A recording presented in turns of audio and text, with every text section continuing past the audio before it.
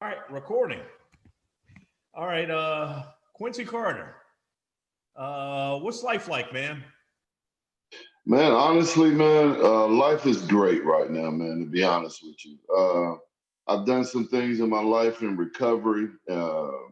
recovery life, man, and really, reached deep down inside, man, and really got to the root of what's been plaguing me over the last 15 years, man. I've been working with Hollywood Henderson over 10 years. I've had my ups and downs with recovery. I go in and out. I'll be doing well for a time, but what I was doing actually, man, is getting patched up. It's almost like bleeding, um, severely, and then just putting a band-aid over the problem instead of reaching deep inside of me. So I went to this rehab in Austin, man, called BRC, and man, it really changed my life, man. So right now, Keith, I'm in a place of gratitude.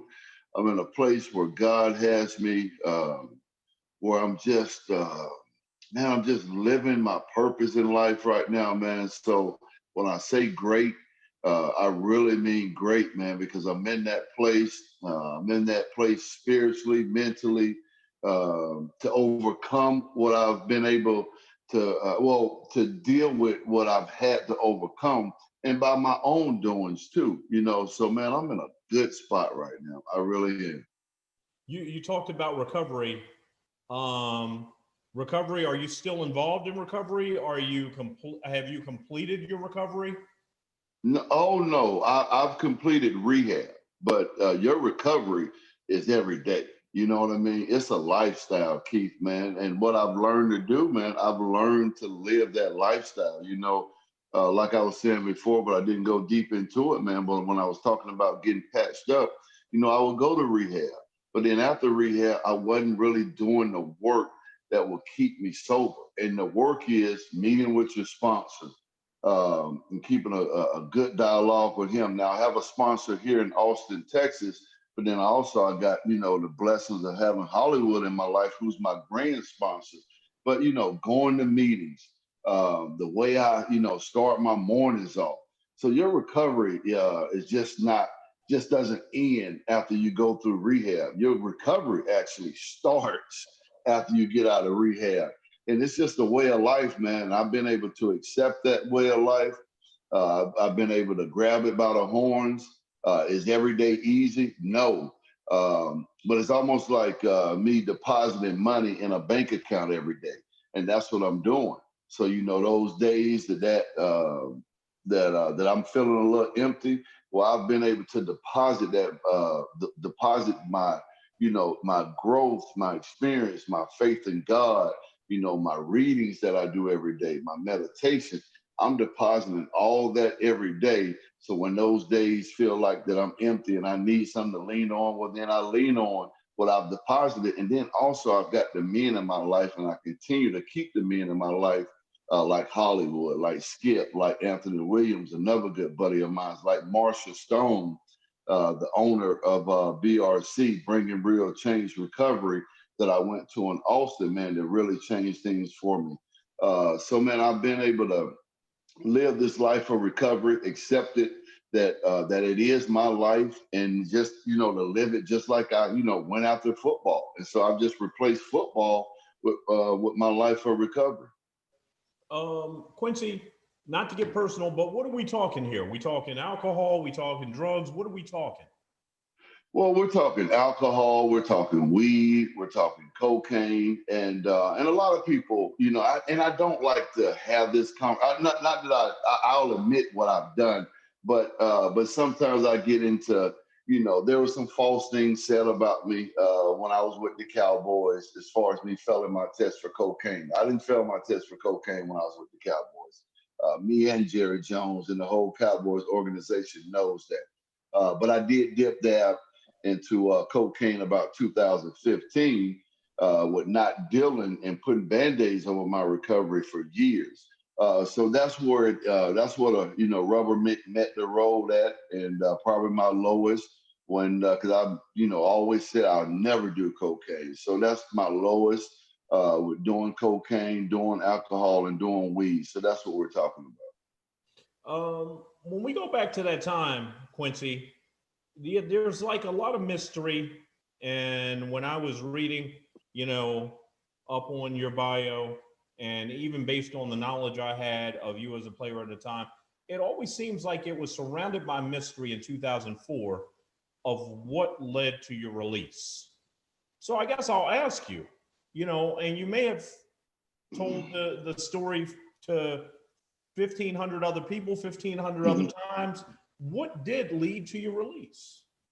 Well, it was simply because, well, it's two things. The main thing was that drug test that I failed for marijuana. But the second thing that I'll go ahead and admit to, and other people might not admit to it though, but it started to be a disconnect, with the way I was handling actually having my reps taken from me. And I wasn't a very happy camper at that time, to be honest with you. And then we knew that I had failed a test before the season had started. Well, actually, before camp had started, we knew a couple weeks before. So I think, with the way I was handling things behind the scene, the conversations that was going on with Vinny Testaverde coming in and, taking my reps as the number one guy, I wasn't very happy about it. It was going to be my first time in an offense for 2 years in a row. So that'd been my first time under Sean Payton, being in the offense, starting to really feel comfortable. And I just wasn't a happy camper, about my reps being taken. And then on top of that, there was that failed drug test that happened, a couple weeks prior to training camp. But I wasn't in the suspension phase of the program. I got a 4-game fine, and hey, the Cowboys had to make a business decision. But looking back at it now, and knowing my actions, I don't blame Jerry Jones, to be honest with you. And I can honestly say that, he had to make a business decision, for the most important job in all of sports, and that's your quarterback. So if your quarterback is failing a test, if your quarterback is having things, is not happy about things and not handling things right behind closed doors, then, Mr. Jones had to make a business decision, man. So I don't fault him at all, man. And I'm 42 years old now, and I can, look back at it hindsight. I wasn't doing the things that I needed to do to be America's quarterback, and that's the bottom line. So to be clear, that failed drug test was not going to result in you having to be suspended for games leading into that season. Oh no, I went right up to the Jets, and I was able to play since game one. Matter of fact, I played in game one. We had a little fake field goal that I completely destroyed. I've never been a holder before. But just thinking about that first game, man. But Herm Edwards, man, he opened me with open arms, knowing my reputation. I thank him forever for that opportunity. But no, that result of that drug test wasn't gonna be due to a suspension at all. So Quincy, let's go back to early in your career, man. I mean, you're this amazing two-sport athlete. No one knew you were that good at baseball, man. Now, we knew you as a great football player, not a great baseball player, but you were great at both. You end up being drafted, 52nd overall, I believe, in the 1996 Major League Baseball draft by the Cubs organization. And you spend, many people don't know that. You spend like the first couple of years, instead of playing college football, you're playing pro baseball. I mean, how can you explain being blessed to be so gifted at two different sports? Man, honestly, Keith, I can't explain it. Only thing I can do is thank God for my talent and really, man, just kind of credit, not only God, for giving me that talent. But then also, the little credit that I can give myself, man, is working my butt off, man. And then, the people that were around me while I was growing up, all the coaches who got me to practices when, my mom was working a couple jobs, my mom, working her butt off, man, to give me the opportunity to play two sports, man. Having great men around me, my high school coach, the East Cobb organization up in Cobb County, and being able to have those people and that structure around me with a young man who was blessed with talents, man. It all, I hate to be cliches, but it takes a village, man, and it took a village. And I've had a village behind me to be able to support, my endeavors, man. So those are just some of the reasons why I was able to, be successful. So what happens in terms of your Major League Baseball career? What was it about Major League Baseball and your pursuit in that sport that drove you back? You originally committed to Georgia Tech, but then you decided to skip college football. You go play baseball full time, but then you come back to college football and you end up signing with the University of Georgia. What was it about baseball that drove you back to football? Man, to be honest with you, it's a couple factors, man. I played a lot of baseball during the summertime with a great organization, just like I mentioned, the East Cobb Astros up in North Atlanta. So I played a lot of baseball, but I was also, practicing for football during the summer times also. But what I didn't realize, I became a grown man at 18 years old. And then the grind of baseball, man, people really don't have the respect, I think, that baseball players deserve when it comes to that grind. I mean, you're literally got a pull hamstring, pull groin, maybe slightly, but it's playable. But hey, you got to go to batting practice every day. You're at the park at 11, 12 o'clock. You got a game way until 7 o'clock. You're eating late, whatever's open at 10:30, 11 o'clock at night, and you got to do it over again the next day. You probably only get one day out the month that's off. So when you count all that in, and then the fact that my love for football never left me, man, it was kind of a no-brainer, man, to get back to football, man, and give it a shot and just kind of see where the chips lay. So then you end up in Athens. You end up as SEC Freshman of the Year. What was that experience like during your 3 years as a Georgia Bulldog? Man, something. I love the University of Georgia, but at the time, honestly, man, I felt like a grown man, and it was always business for me. You know what I mean? Just simply having the experience of baseball, coming into football, not being on scholarship. So it was business for me. I took care of my business in the classroom. I left there, and I was only a year away from graduating. I was only there for 2.5 years, but I took the necessary classes. I didn't take basket weaving and gym and all that kind of mess. If I was in a classroom, it was going to be towards my major.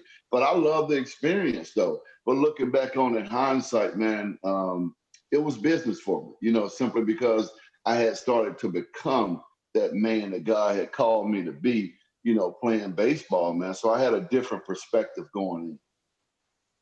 2001, you're drafted in the second round by the Dallas Cowboys. To be a quarterback for the Dallas Cowboys, as I have come to learn, Quincy, is, like you previously said in this interview, it's unlike any position in all of sports. What was that experience like to be drafted in 2001? In a year where they had no first round pick, they used their second round pick to take Quincy Carter. One of our, we're going off a little bit. Can you hear me? I can hear you. Okay, you can hear me fine. Okay, man, it was a hell of an experience, Keith. But I have to admit, it was a little spoiled because I found out that Jerry Jones was going to be drafting me on Thursday night, right before the draft on Saturday. But it was just a matter of like where he was going to draft me. And him and my agent, rest in peace, Eugene Parker, they had a great relationship. So when Eugene told me that, I could believe it, because I know Eugene just don't say anything, if it wasn't true, man. I really miss that guy too, man. That was like a father to me. But yeah, man, I knew before the draft, man. But so, it was a little spoiled when my name got called out or whatever, because it was just a matter of, where they were going to draft me at, because they kept trading down. So I knew. Then once I got drafted, man, to see everybody else respond to me being drafted by the Dallas Cowboys, man, it was actually surreal. But I will say this, though. I was so focused in my first, my whole time being at the Dallas Cowboys, that it really didn't hit me what I really represented it until after it was over. And I'm talking 2007, 2008, where, me being that connection with the Dallas Cowboys was still relevant to a lot of people. You know what I mean? But when I was in it, man, I was entrenched in being the starter. It was all about my teammates, all about working my butt off. My work, ethic speaks for itself, and everybody could, always talks about it and always will tell you. So it meant the world to me to be the quarterback of the Dallas Cowboys, but it also meant the world to me to be a quarterback in the NFL, which always was my dream. So you spent 3 years with the Dallas Cowboys. During that 3-year span, you helped the team to its first non-losing record since like the late 90s. Then in 2003, you lead the team to the playoffs. Where could Quincy Carter's career have gone if it hadn't gotten off track off the field? Man, I would have had that career, I think, personally, and I don't like to bring up his name, but he even said it in the interview.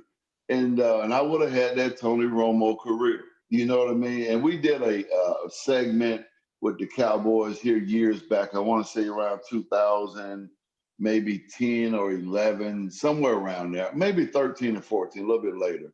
But we did a segment, and they asked Romo that question. You know what I mean? He was a fierce competitor. I love playing with Romo, good teammate at the same time. But I really think, that would have been me, having that 10 to 12-year career as the Dallas Cowboys quarterback. But hey, that's looking in hindsight. You know what I mean? I didn't make it. I didn't do the things necessary to be that guy for that many years. And so, and the end result of it, I'm here talking to you about resurrecting my life. You know what I mean? What is it, Quincy, that is the fine line? I know there's a fine line between turning your life around, which it seems like you're very well on the way to doing, and you've done exemplary work, in rehab and recovery.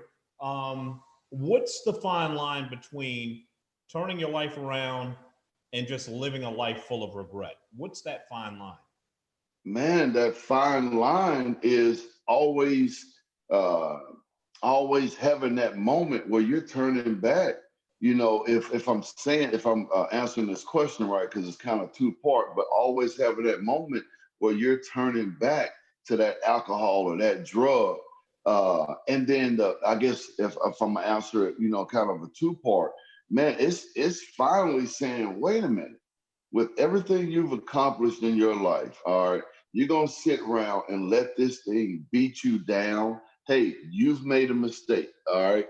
You gotta forgive yourself. Now let's go do the hard work, what Hollywood's been talking about all these years, but then doing the hard work once I leave rehab, you know what I mean? Because it just don't stop there, and then I guess, I can add on a little bit, man, is really waking up in the morning and saying, really, are we really getting ready to do this all over again just because of one bad day in your life? And ultimately, after doing the work, man, that's what it really resulted to. Now, a lot of things happen in between that time too, but really, when you really nail it down to the coffin, man, it's going back to August 4th, 2004. Which is actually the birthday of one of my sons. How about that? Then that's the day I got released. And his name is Christian too, by the way. So that's another side of who I should be with, and that's God, man. But man, it's that day, man. You just waking up and just saying, bro, like this cannot continue to happen, man. You're better than this. You've accomplished things in your life. You've done some things to put yourself in this situation. All right, but let's go, QC. And that's the bottom line, man. Clearly, you are determined to write your own path going forward. Does it ever get you down, Quincy, that people remember all of us and the way they want to remember us? I mean, we can't control the way people remember us. Does it Mhm. ever get you down that people sometimes may remember only the bad stuff? No, not anymore, man, because of where I am personally. And see, Keith, that's the work I've done. You know what I mean? I've been able to really allow God to come into my life and relieve me of those pains, relieve me of thinking back in my past, man. So where I am emotionally, yeah, does when someone says something on Facebook or Twitter or something, does it really just like have me thinking about it? I think about it for a millisecond and it's like, man, like what can I do about that? But Keith, I've done the work, man, to internally, you know what I mean, not let those things bother me, man. And so, and until I did that work, wholeheartedly, that's submitting to God and then submitting to this program. And the program lies out everything for you, man, to take those feelings away, Keith. So did it in the past? Yes. But does it now? Man, I mean, 1 or 2 seconds, Keith, and it's like, bruh, we done did the work now. We know what we done did. So what is we gonna let somebody bother us for today? And it's just that simple. But I've done the work though, Keith, and that's the key. And I let God take over everything. It sounds like a case I hear so often, Quincy, where you work on the inside, the outside, it takes care of itself. It Yeah, seems like you're working on exactly. the inside. Yeah, but and that's daily though, Keith. This thing don't stop, and that's daily, and that's what I really learned. What is it about Hollywood Henderson that made you gravitate to him as somebody you could lean on as you worked on you? Well, man, first of all, he's like an angel, man. Like, I mean, everybody see Hollywood as that, boisterous guy who played, with the Cowboys and everything, man. But when you're around him, you just feel his spirit. And then let's be honest, man, who hasn't actually walked through the same doors, going through the same trials and tribulations than him? I mean, literally, man, and that's the gift from God that I got is having somebody like that in my life, man. And I took, be honest with you, I took it for granted. You know what I mean? For years I took it for granted, our relationship. But when I really dove into this thing like I have now, man, and to be able to really see what I got in my life, man, I literally have an angel walking over me and looking over me who's been through the same things I've been through, the pain, the people mocking you, just like we were just talking about, and I've literally got somebody in my life, man, that's been through the same thing. What a blessing. What an absolute blessing. Quincy, right now I know you're involved in helping young men. You have, how many quarterback schools and where did this develop? And tell us about what you're doing with helping young men, go on and forward their careers as potential quarterbacks. Man, I've started coaching up in Dawsonville, Georgia, back in 2010. I was kind of working with quarterbacks on the side, but I was coaching basketball, football, and baseball. But here over the last couple years, man, I've really dove deep into helping these kids, helping my quarterbacks receive. I love to do quarterback and receiver camps, but mainly I do quarterbacks. But really diving in these kids' lives, trying to see not just on the field, man, but what they need to make them tick. You know what I mean? What are their dreams, man? So, I started my own Quincy Carter quarterback school here. I've got camps across the nation. I have my camp schedule up here in about a month after, I go ahead and contact everybody or what cities I'm going to be in, man. But And my main objective, man, is when I'm in a kid's face, man, or if I'm spending any time with a kid, man, I want to put something in his life, man, that's gonna help him, reach his goals and reach his dreams. And then on the field, I mean, the blessings I've, been able to have a Coach Godfrey, my high school coach, Coach Steve Davenport, Bill Parcells, Sean Payton, David Lee. That's my guy too. We just had a good conversation here the other day. But to have, they've been coached by those guys, and now I can actually coach my quarterbacks. Man, it's like, it's like stealing from the candy lady, man. So, I hope these kids are, really listening in to what I'm giving them, especially on the field, but even off the field, learning from my mistakes, man. So, man, I actually got, the best of both worlds, man, to give a kid. And that's not, bragging, but man, that's being blessed that, man, because I went to school to be a coach. You know what I mean? My major was sports studies. So I've always wanted to be a coach, but now to be living in it and to be having my life on the right track too, and then pouring into these kids, man, it's a blessing, man. And it feels good too. I get some out of it. We talking high school? What age? We're talking 7 all the way through college, man. I don't miss a beat. My extra son, my youngest son, he's 7, so he's getting ready to go through the rigmarole. But yeah, man, I don't miss a beat. 7 all the way through college. You talked about helping them, whether it's from a mechanics standpoint and the technique of playing quarterback, and I'm sure everything from arm position to footwork, and who knows that better than a former NFL quarterback.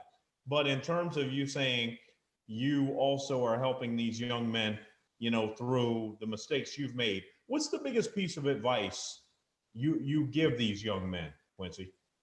Man, the biggest piece of advice, man, what your dream is, all right now, you have to start living it. And that's hard for a 7-year-old. That's even hard for a teenager, all right? But if we're going to have these dreams, if we're going to talk about these dreams, to not do the things that is going to get you to your dreams, all right, there's no excuse for that. You know what I mean? So when we start to become teenagers now we got to start making decisions like grown men and actually making decisions that's going to help us reach our dreams. So that's the biggest key, man. And then coming from a background where I made mistakes and weren't able to reach my dreams as I've had, I wanted to be that guy that put on that gold jacket, that Hall of Fame jacket, but I didn't do the things that was going to make me get to my dreams. So that's the biggest thing, man. You have to make decisions that's going to help you get to your dreams. How do you want Quincy Carter's story to be told? Oftentimes we can't control the narrative, Quincy. It's controlled for us. But if we had our wish list, I know how I'd want people to talk about me. How would you want Quincy Carter's story to be told? Man, answering this question, Hollywood say, don't be so full of yourself right now. But no, I got to give it to you, man. Man, but I want to be remembered, man, as that guy that went through some trials and tribulations, all right, but was able to get back up on his feet, let God lead his life, man, and then go help God's children and pour everything into them, all right, that I know God has given me. You know what I mean? So if I can leave this earth, man, with that, and just say, man, you know something, that dude right there put something into my life, man, to try to make me successful and to reach my dreams, man, as a coach. Hey, I done my job. So that's it right there. You think that is something that is you think that's something that's needed more, Quincy? The idea that all of us as human beings, nobody's perfect. Mm-hmm. We're not perfect. We're made imperfect, actually. So exactly. For us as human beings to be able to parlay some of our imperfections and help others. Some people don't want to help others. Some people, they say, hey, it didn't work out for me the way I wanted it to work out. I'm going to go off over in there in that corner. I'm going to be bitter, and I And I care did. less what anybody else accomplishes. So for you to have that spirit is refreshing, and we need more people like you. Does that just come naturally for you? No, heck no, it didn't come naturally. I was that guy that went in that corner for years and said I didn't care about nothing that was going on. But then God stepped in, man, and restored my life. But then I did the work of asking him to restore it, all right? And that's the work I put into it, man. And I think it's needed, though. But, everybody's story is not like mine. Some people need that story who can't relate to that guy who's been through my trials and tribulations. So everybody's got their own story, man. I just thank God for mine because, honestly, and you just said it, man, we're made to be imperfect, man. So, for me to be able to go through what I've been through and to help someone else and show how you can make mistakes and get back up on your feet. Honestly, man, that's what life is about, man. So I'm glad I could be the person God's called me to be. Get back up on my feet, man, and go get his children, man, to where they want to be. Do you still follow the Cowboys? Oh yeah, what? I'm the biggest Dak fan you'll ever see in your life. Okay. What do you think is the difference now compared to 2001? Because we're going back a ways in terms of the evolution and the opportunities and the playing field possibly being more even for an African-American quarterback now as opposed to when you were drafted. Man, I think it's endless opportunities for a black quarterback. I don't have an excuse, honestly, that I didn't get that opportunity. I had the owner of the best franchise in all of sports really believe in me, honestly, and I can say it wholeheartedly. Had his whole organization behind me. I wasn't happy about the reps thing, but something that's part of the quarterback position that I can go teach my younger kids too about. Hey, you might get some reps taken from you, but it's how you respond to those things, man. So yeah, man. I truly believe that it's endless opportunities for us, for us black quarterbacks, and there's no excuses. And then also, the benefit that we do have now as black quarterbacks, there's no excuse that we can't throw the football because from 7 years old, all the way through college now, we're in 7-on-7 tournaments year round now. So I know some kids that are on 7-on-7 teams and a regular football team during the fall, which is crazy to me. So man, it's endless opportunities for us, man. Let's go get it. What's your relationship like now with Jerry Jones or even Bill Parcells, the two men who made the decision to move on from Quincy Carter in 2004? What's your relation like with Parcells and Jerry Jones now? You know something? Me and Bill just spoke a couple months ago through a good buddy of mine, Bo Porter, the former Houston Astros manager. Me and Bo Porter, we played together with the Chicago Cubs and we're real tight. So I was at Bo's house and he called Bill just out the blue. And me and Bill, we had our first conversation since 2008 when he tried to sign me down at the Miami Dolphins. And man, so we've developed we've rekindled our relationship, man. It's going well. And me and Jared, man, I want to have that conversation with him.